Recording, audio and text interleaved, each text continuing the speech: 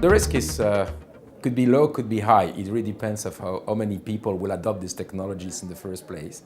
And some people say it's 40%, some people say 12%, some people say 15, 20%.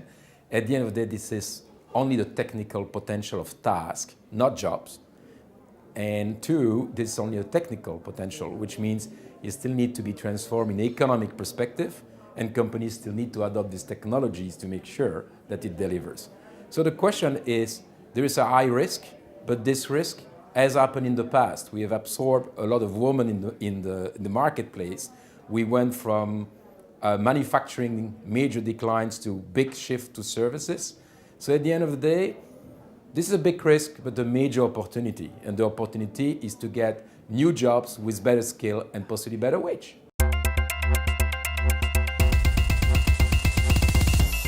The measure is, if you don't do it right, maybe unemployment will increase because you don't have the right skills.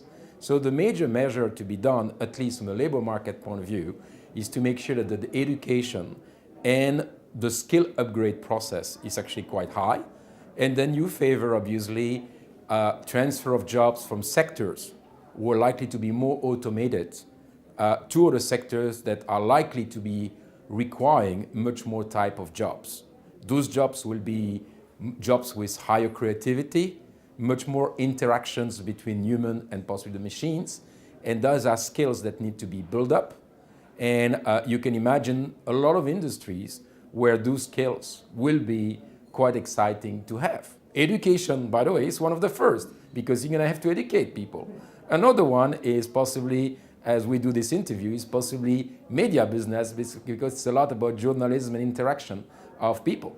And three, it's a lot about psychology, emotional intelligence, all skills we have, but that were not needed and necessary in the past, because we ask you to be efficient in the past, process efficient. Machine can do that much better than you will be doing in the future. So actually, you're going to be doing job where your skills are the best, i.e. personal interactions.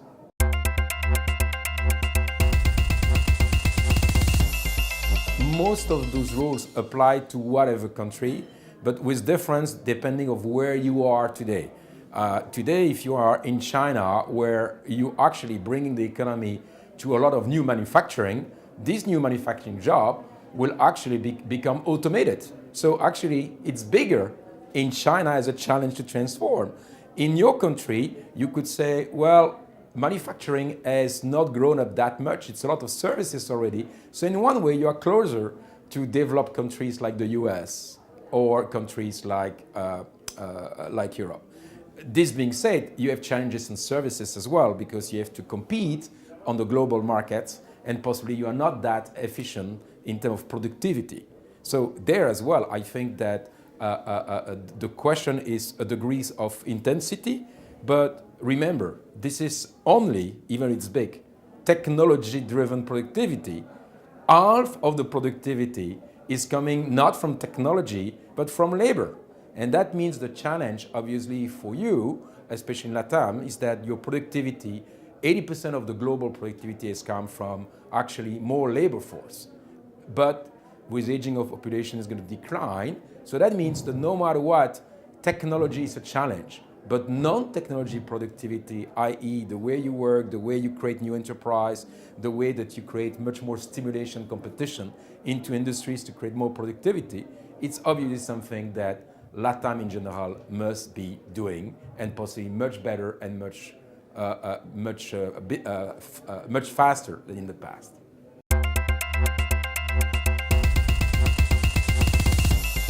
It's a lot of conjecture, but one of the reasons why we believe that the challenge of technology and employment is not that big is that in many countries, actually, reshoring is actually a great way to recreate employment in the country.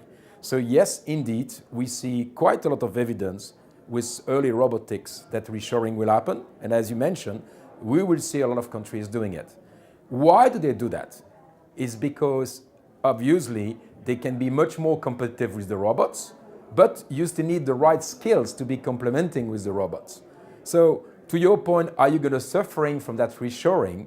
The answer is likely Yes, because it's no longer on the cost that people will compete, but on the quality and the skill of the people in the business processes. I.e., if you produce shoes from Adidas, obviously machine can do quite a lot, but possibly you still need somebody to manage the production line, and you need those skills.